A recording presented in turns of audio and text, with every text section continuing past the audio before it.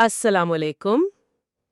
آج ہم ڈاکٹر مقصود الحسن عظیمی صاحب کی 30 اکتوبر 2025 کی ایک اہم گفتگو کا گہرائی سے جائزہ لینے کے لیے جمع ہوئے ہیں۔ وعلیکم السلام۔ جی بالکل، وہ گفتگو واقعی کئی اہم روحانی اور علمی نکات سے بھرپور تھی۔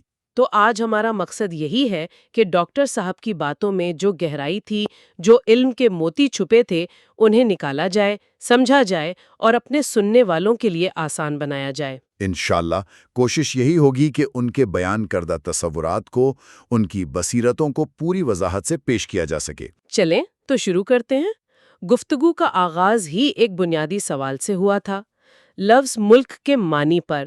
ڈاکٹر صاحب نے اس کی کیا وضاحت فرمائی تھی؟ جی، ڈاکٹر صاحب نے فرمایا کہ دیکھیں، لفظ ملک جو ہے اس کی بنیاد ملکیت پر ہے۔ اونرشپ۔ ملکیت یعنی جیسے کوئی چیز میری ملکیت ہے، بالکل جیسے کوئی زمین، کوئی جائیداد کسی کی ملکیت ہوتی ہے، یا پرانے زمانے میں ملک یعنی ریاست بادشاہ کی ملکیت سمجھی جاتی تھی۔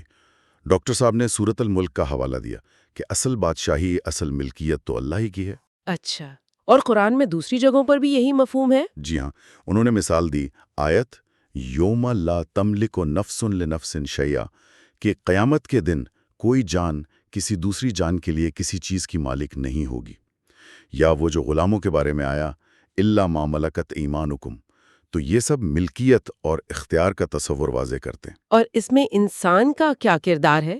ڈاکٹر صاحب نے اس پر کیا روشنی ڈالی؟ ہاں، یہ بڑا دلچسپ نکتہ تھا۔ ڈاکٹر صاحب فرما رہے تھے کہ اللہ نے انسان کو اختیار دیا ہے، اپنی مرضی دی ہے، جی۔ تو اسی اختیار کی وجہ سے انسان کبھی اللہ کی ملکیت، اس کی حاکمیت کو تسلیم کرتا ہے، اور کبھی اپنی مرضی چلانے لگتا ہے، خود مالک بن بیٹھتا ہے۔ یہ کشمکش ہے جو انسان کے اندر چلتی رہتی ہے۔ اچھا، تو یہ تو انسان کی بات ہوئی، پھر ملائکہ کا ذکر آیا، کیا ان کا تعلق بھی اسی ملکیت سے ہے؟ دیکھیں، لغوی جڑ تو ایک ہی ہے، میم لام کاف، لیکن ڈاکٹر صاحب نے جو فرق واضح کیا وہ یہ تھا کہ ملائکہ اللہ کی وہ مخلوق ہیں جنہیں یہ اختیار یا اپنی مرضی نہیں دی گئی۔ اوہ، اچھا۔ وہ مادیت کے دائرے میں بھی نہیں آئے، تو وہ اللہ کی ایسی ملکیت ہیں کہ وہ صرف اور صرف اسی کا حکم مانتے ہیں۔ ان کی اپنی کوئی مرضی نہیں، کوئی چاہت نہیں، وہ خالص تابع فرمان ہیں، انسان کی طرح نہیں جسے انتخاب کا حق ملا ہے۔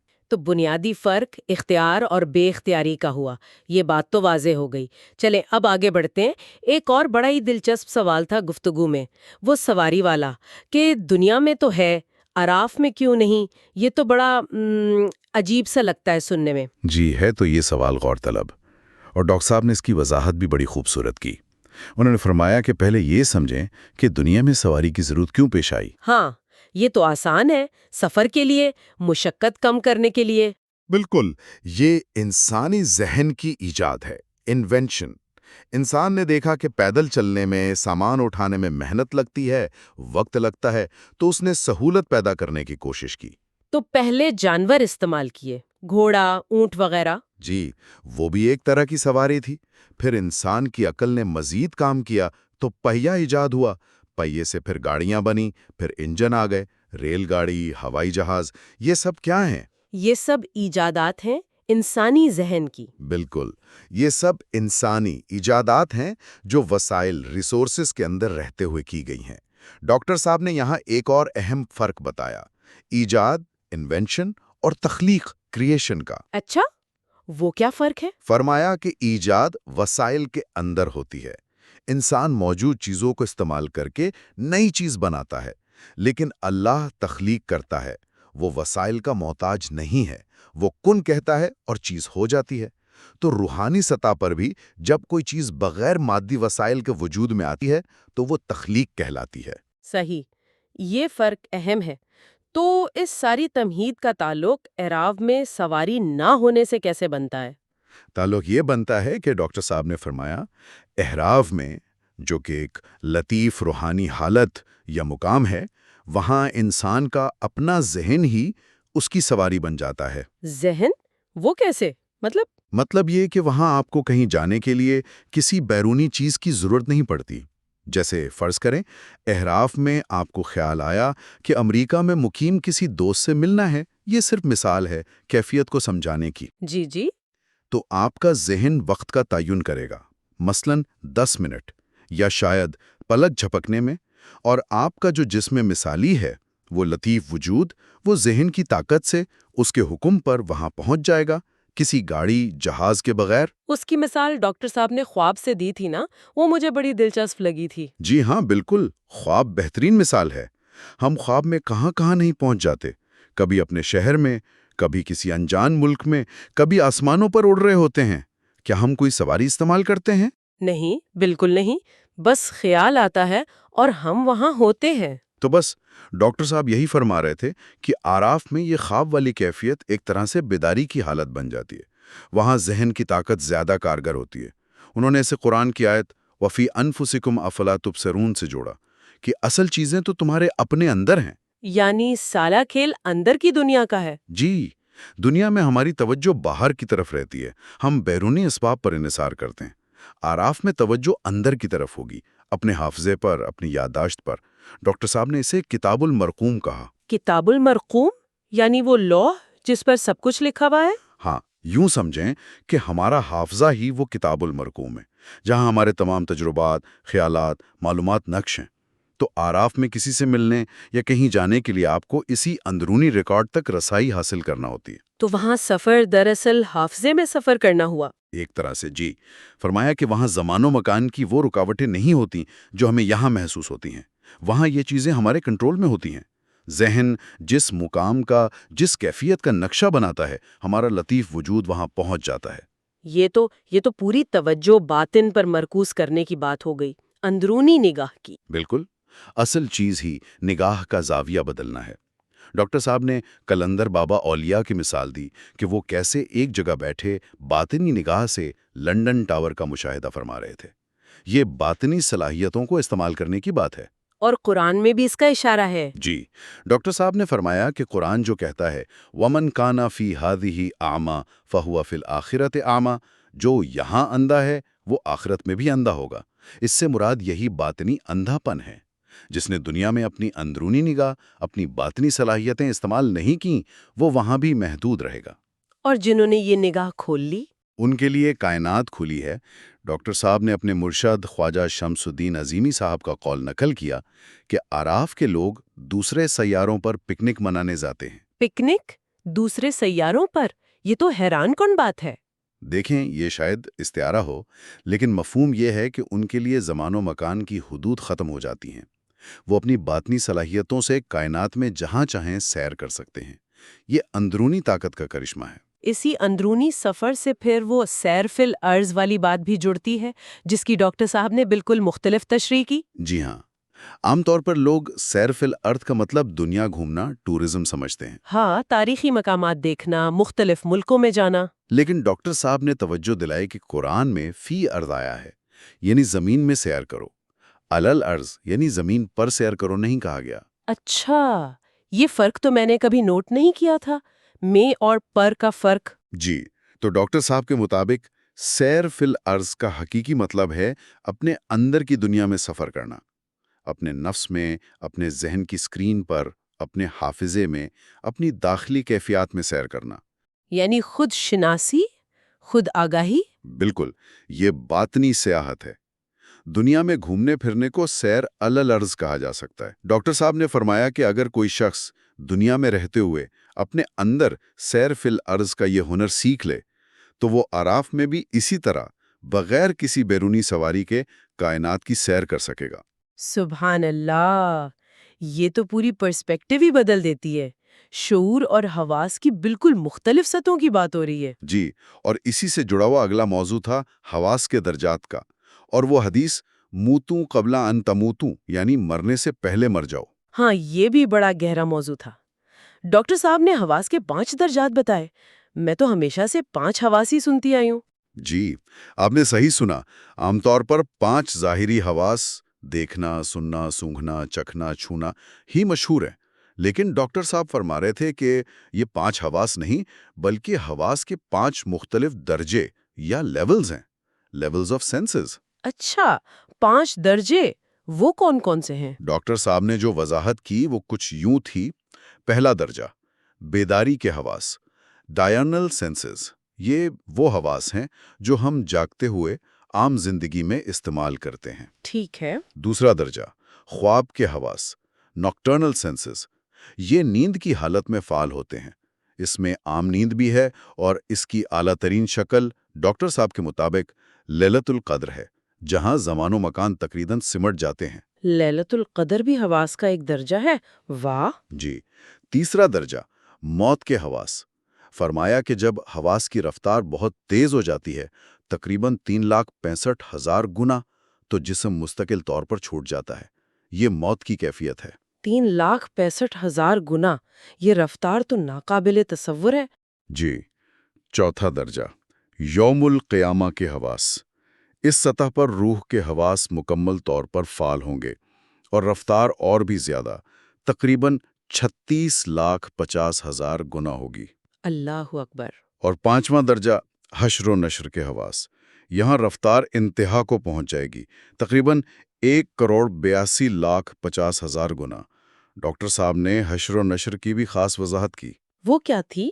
ہم تو حشر کا مطلب صرف میدان حشر میں جمع ہونا سمجھتے ہیں۔ ڈاکٹر صاحب نے فرمایا کہ حشر صرف جمع ہونا نہیں، بلکہ اللہ کی طرف سے آنے والی بے پناہ معلومات، علم، تجلیات کو وصول کرنا، جذب کرنا، اور نشر کا مطلب ہے ان وصول کردہ معلومات اور تجلیات کو اللہ کے نائب، اس کے خلیفے کی حیثیت سے آگے پھیلانا، نشر کرنا۔ سبحان اللہ! یہ تو حشر و نشر کا بالکل نیا مفہوم ہے۔ لیکن یہ رفتار کے اعداد و شمار، ان کا عملی مطلب کیا ہے؟ ہم ان سے کیا سمجھیں؟ دیکھیں، یہ اعداد و شمار شاید رفتار کی شدت اور حواس کی لطافت کے درجات کو سمجھانے کے لیے ایک اندازہ ہے۔ اصل نقطہ یہ نہیں کہ ہم یہ رفتار ناپیں، اصل نقطہ وہ حدیث ہے، موتو قبل ان تموتو۔ مرنے سے پہلے مر جاؤ۔ اس کا کیا مطلب ہوا ان حواس کے درجات کی روشنی میں؟ ڈاکٹر صاحب نے فرمایا کہ اس کا مطلب ہے بیداری کی حالت میں رہتے ہوئے، یعنی زندہ رہتے ہوئے، ان اعلیٰ حواس کا تجربہ کرنا سیکھنا جو عام طور پر موت یا اس کے بعد کی حالتوں سے منسوب ہیں، یعنی جسمانی حواس کی قید سے، زمان و مکان کی جکڑ بندیوں سے آزاد ہونے کی مشق کرنا۔ یعنی اپنی مرضی سے ان لطیف حالتوں میں جانے کی صلاحیت پیدا کرنا؟ جی، لیکن صرف جانا کافی نہیں۔ ڈاکٹر صاحب نے جس بات پر سب سے زیادہ زور دیا وہ تھا کنٹرول۔ فرمایا کہ صرف حواس کی رفتار تیز کرنا کمال نہیں، اصل کمال ہے اس تیز رفتاری کو سٹیئر کرنا سیکھنا، اسے قابو میں رکھنا۔ سٹیئرنگ جیسے گاڑی کی ہوتی ہے؟ بالکل۔ انہوں نے مثال دی کہ ایک انتہائی تیز رفتار گاڑی اگر آپ کے کنٹرول میں نہ ہو تو وہ آپ کو منزل پر پہنچانے کے بجائے تباہی مچا دے گی۔ اسی طرح اگر روحانی حواس بیدار ہو جائیں لیکن ان پر کنٹرول نہ ہو تو وہ فائدہ مند ہونے کے بجائے نقصان دہ بھی ہو سکتے ہیں۔ روحانیت کا اصل کام اسی سٹیئرنگ پر کنٹرول سکھانا ہے۔ تو یہ مطلب ہوا کہ یہ ایک باقاعدہ تربیت اور محنت کا کام ہے، صرف کسی ورد وظیفے یا کسی کی دعا سے نہیں ہو جاتا؟ جی بالکل، یہی نقطہ تھا۔ ڈاکٹر صاحب نے اسی بات پر افسوس کا اظہار کیا کہ لوگ یہ کنٹرول سیکھنے، اپنی صلاحیتوں پر محنت کرنے کے بجائے صرف یہ امید رکھتے ہیں کہ مرشد کوئی پھونک ماریں گے اور سب کچھ خود بخود ہو جائے گا، اور پھر جب ایسا نہیں ہوتا تو شکایت کرتے ہیں کہ جی ہم سلسلے میں آئے، ہمیں تو کچھ ملا ہی نہیں۔ بات تو بہت پتے کی ہے، اصل کام تو خود کرنا ہے۔ جی، اپنی استعداد کو بڑھانا اور اسے قابو میں لانا۔ صحیح۔ اچھا، گفتگو میں ایک اور بہت اہم سماجی اور روحانی پہلو پر بات ہوئی تھی، مرد و عورت کی تخلیق، ان کی تعداد میں تبدیلی اور موجودہ دور میں خواتین کے کردار پر۔ سورۃ النساء کی آیت کے حوالے سے کیا گفتگو ہوئی تھی؟ جی، یہ بھی ایک اہم موضوع تھا۔ ڈاکٹر صاحب نے سورۃ نساء کی پہلی آیت کا حوالہ دیا، جس کا مفہوم ہے کہ اللہ نے تم سب کو ایک جان یعنی نفس واحدہ سے پیدا کیا، پھر اسی سے اس کا جوڑا بنایا، اور پھر ان دونوں سے بہت سے مرد اور عورت پھیلا دیے۔ فرمایا کہ تخلیق کا مقصد توازن قائم رکھنا تھا۔ توازن، ٹھیک۔ پھر انہوں نے اللہ کے نظام میں چلنے والے 10,000 ہزار سالہ ادوار کا تصور پیش کیا، جو غالباً ان کے مرشد خواجہ شمس الدین عظیمی صاحب کی تعلیمات سے ماخوذ ہے۔ فرمایا کہ پچھلا 10,000 سالہ دور، جو ان کے مطابق تقریباً 2006 کے آس پاس ختم ہوا، وہ مردوں کی اکثریت اور غلبے کا دور تھا، پیٹریارکی کا دور۔ اس کی کوئی مثال؟ انہوں نے مثال دی کہ ماضی میں دیکھیں تو تعلیمی اداروں میں، معاشرتی قیادت میں مردوں کی تعداد بہت زیادہ ہوتی تھی، عورتیں نسبتاً پس منظر میں تھیں ہاں یہ تو تاریخ کا حصہ ہے. تو اب کیا تبدیلی آ رہی ہے؟ کہ پچھلے دور کے اختتام پر مردوں نے مجموعی طور پر اپنی ذمہ داریوں کو، اپنی صلاحیتوں کے استعمال کو کم کیا، جبکہ خواتین نے اپنی صلاحیتوں کو زیادہ استعمال کرنا شروع کر دیا۔ اس کا اثر اب ظاہر ہو رہا ہے۔ کیسے ظاہر ہو رہا ہے؟ آپ دیکھیں، آج تعلیمی اداروں میں لڑکیاں زیادہ محنت کر رہی ہیں، زیادہ کامیاب ہو رہی ہیں۔ عملی زندگی میں بھی ان کا کردار بڑھ رہا ہے۔ ڈاکٹر صاحب نے مغربی معاشروں کی مثال دی، جہاں سنگل پیرنٹ فیملیز، خاص طور پر سنگل مدرز، عام ہوتی جا رہی ہیں۔ فرمایا کہ یہ تبدیلی ایک دم نہیں آئے گی، یہ ایک طویل دور ہے، تو یہ بتدریج ہوگی۔ یہ تو ایک بڑی سماجی تبدیلی کی پیشن گوئی ہے۔ اس کا روحانی پہلو کیا ہے؟ کیا جنس کا روحانی ترقی سے کوئی تعلق ہے؟ ڈاکٹر صاحب نے اس پر بہت واضح موقف اختیار کیا۔ فرمایا کہ روحانیت میں اصل چیز روح ہے۔ جسمانی طور پر مرد ہونا یا عورت ہونا یہ ثانوی ہے۔ کامیابی کا، روحانی ترقی کا دار و مدار اس بات پر ہے کہ کون اپنی ذمہ داریاں پوری کرتا ہے اور کون اللہ کی دیوی صلاحیتوں کا بہتر استعمال کرتا ہے۔ یعنی مرد ہو یا عورت، جو محنت کرے گا وہ آگے بڑھے گا؟ بالکل۔ انہوں نے اپنے مرشد خواجہ شمس الدین عظیمی صاحب کا خاص طور پر ذکر کیا کہ انہوں نے اپنی کتاب غالباً روحانی علاج یا کوئی اور کتاب ان خواتین کے نام منسوب کی ہے جو قلندر بابا اولیاء رحمۃ اللہ علیہ کی تعلیمات اور پیشنگوئی کی روشنی میں 21ویں صدی میں نبی کریم صلی اللہ علیہ وآلہ وسلم کے مشن کو آگے بڑھانے میں اہم کردار ادا کریں گی۔ اچھا، یہ تو بہت اہم بات ہے۔ جی، ڈاکٹر صاحب نے کتاب لوح و قلم کا حوالہ بھی دیا اور فرمایا کہ وہاں اصل انسان کا ذکر ہے جو مرد اور عورت دونوں کے اندر موجود ہے۔ اس اصل انسان تک رسائی رویا یعنی باطنی مشاہدہ، اندرونی بصیرت کی صلاحیتوں کو بیدار کر کے ہی ممکن ہے، اور یہ صلاحیتیں اللہ نے مرد اور عورت دونوں کو عطا کی ہیں، تو میدان سب کے لیے کھلا ہے۔ یعنی روحانیت میں جنس کی بنیاد پر کوئی تفریق نہیں، اصل چیز روح اور عمل ہے۔ یہ نقطہ بہت اہم ہے۔ چلیں اب ایک اور دقیق سوال کی طرف آتے ہیں جو گفتگو میں شامل تھا، وہ مشرقین اور مغربین اور مشارق اور مغارب کے الفاظ۔ قرآن میں یہ الفاظ استعمال ہوئے ہیں۔ اگر جیسا کہ پہلے بات ہوئی روحانی دنیا میں سمتیں نہیں ہیں تو ان کا کیا مطلب ہے؟ جی، یہ سوال بھی بڑا علمی تھا۔ ڈاکٹر صاحب نے فرمایا کہ دیکھیں، سمتیں یعنی مشرق، مغرب، شمال، جنوب، یہ ہمارے شعوری نظام کا، ہماری دنیاوی زندگی کا حصہ ہیں۔ ٹھیک ہے۔ تو قرآن جب یہ الفاظ استعمال کرتا ہے تو وہ ہمارے شعور کو سامنے رکھ کر بات کرتا ہے، لیکن اس کے پیچھے گہرے معنی ہوتے ہیں۔ مشرق کا مطلب ہے طلوع ہونے کی جگہ، ابھرنے کی جگہ، جہاں سے سورج نکلتا ہے۔ جی، وہ ظاہری مشرق ہے۔ تو رب المشرقین، دو مشرقوں کا رب سے کیا مراد ہے؟ ڈاکٹر صاحب نے فرمایا ایک تو یہی ظاہری مشرق جہاں سے سورج، چاند، ستارے طلوع ہوتے نظر آتے ہیں، جو دراصل زمین کی گردش کا نتیجہ ہے۔ اور دوسرا مشرق؟ دوسرا ہے باطنی مشرق، یعنی ہمارے ذہن کا، ہمارے شعور کا وہ مقام جہاں سے خیالات، علم، اطلاعات، الہام طلوع ہوتے ہیں، ابھرتے ہیں۔ اچھا، یعنی ایک خارجی اور ایک داخلی مشرق۔ بالکل۔ اور پھر قرآن میں رب المشارق، بہت سے مشرقوں کا رب بھی آیا ہے۔ اس سے کیا مراد ہے؟ اس سے مراد ہیں تمام ممکنہ مشرق، ظاہری بھی، باطنی بھی۔ ایک فرد کے ذہن کے مشرق ہوں یا کروڑوں انسانوں کے ذہنوں کے مشرق، اس کائنات کے اربوں سیاروں کے طلوع ہونے کے مقامات بھی، اللہ ان سب کا رب ہے۔ تو پھر مغرب، مغربین اور مغارب کا بھی یہی تصور ہوگا غروب ہونے کے حوالے سے؟ جی، بالکل اسی طرح۔ مغرب یعنی غروب ہونے کی جگہ، اور رب المغربین، دو مغربوں کا رب سے مراد ایک ظاہری مغرب جہاں سورج وغیرہ ڈوبتے نظر آتے ہیں، اور دوسرا باطنی مغرب، یعنی ہمارے ذہن یا شعور کا وہ پہلو جہاں کوئی خیال، کوئی اطلاع آ کر غائب ہو جاتی ہے، ذہن سے اتر جاتی ہے۔ اور رب المغارب، بہت سے مغربوں کا رب؟ اس سے مراد تمام ممکنہ غروب ہونے کے مقامات یا کیفیات ہیں، کائنات کے تمام ظاہری مغرب اور تمام مخلوقات کے تمام باطنی مغرب۔ ڈاکٹر صاحب فرما رہے تھے کہ قرآن یہاں سمتوں کا استعارہ استعمال کر کے ہمیں دراصل شعور، علم اور اطلاعات کے ظاہر ہونے اور چھپ جانے کی، یا وجود میں آنے اور فنا ہونے کی وسیع تر حقیقت سمجھا رہا ہے۔ یہ تو واقعی کائنات کو اور اپنے آپ کو دیکھنے کا بالکل نیا زاویہ ہے۔ یعنی الفاظ وہی ہیں لیکن معنی کی گہرائی بہت زیادہ ہے۔ جی ہاں، قرآن کے ہر لفظ میں حکمت بھری ہے۔ چلیں اب گفتگو کے تقریباً آخری حصے کی طرف آتے ہیں۔ سورۃ الفرقان کی آیت 47 پر سوال ہوا تھا، وَهُوَ الَّذِي جَعَلَ لَكُمُ اللَّيْلَ لِبَاسًا وَالنَّوْمَ سُبَاتًا وَجَعَلَ النَّهَارَ نُشُورًا۔ اس کی کیا وضاحت سامنے آئی؟ ڈاکٹر صاحب نے اس آیت کی بھی بڑی لطیف لفظ بلفظ وضاحت فرمائی۔ پہلا حصہ ہے وَهُوَ الَّذِي جَعَلَ لَكُمُ اللَّيْلَ لِبَاسًا، اور وہی ہے جس نے تمہارے لیے رات کو لباس بنایا۔ رات کو لباس بنایا؟ لباس تو ہم پہنتے ہیں جسم کو ڈھانپنے کے لیے۔ بالکل، تو ڈاکٹر صاحب نے فرمایا کہ لباس کا کام ہے پردہ ڈالنا، ڈھانپ لینا۔ تو رات کیا کرتی ہے؟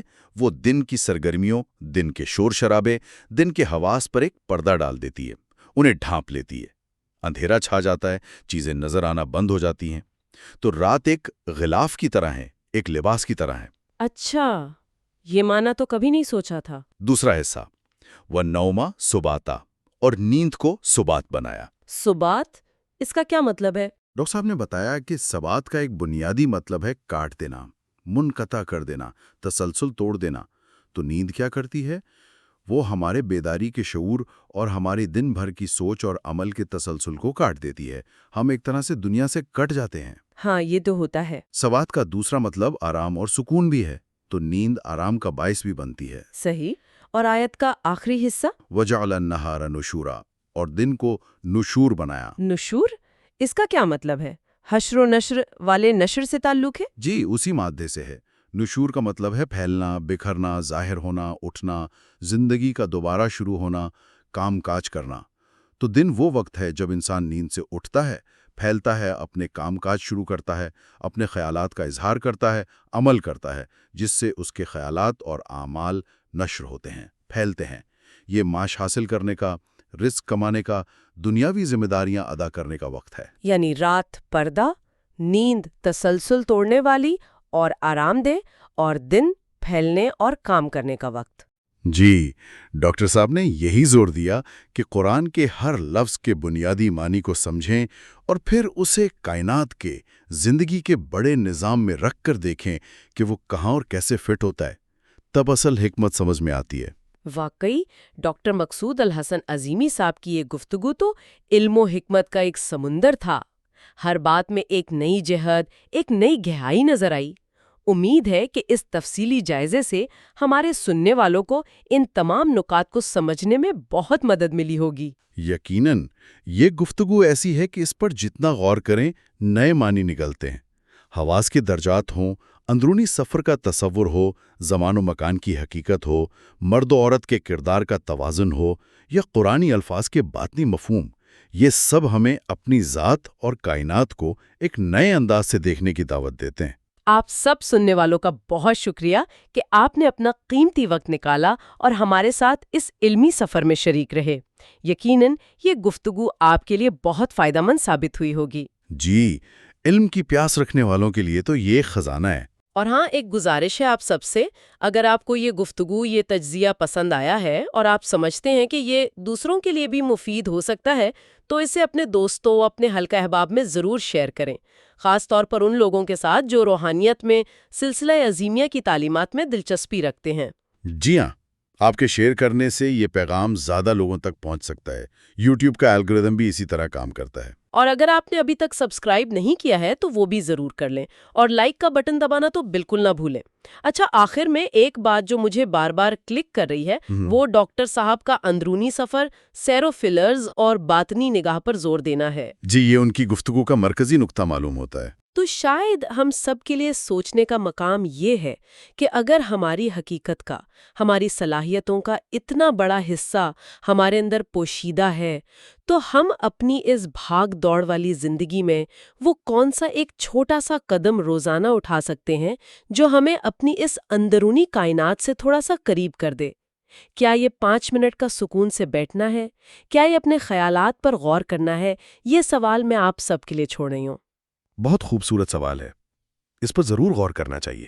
چلیں، اسی سوچ کے ساتھ اجازت چاہتے ہیں۔ آپ سب کے لیے بہت دعا ہے۔ اللہ حافظ۔ اللہ حافظ۔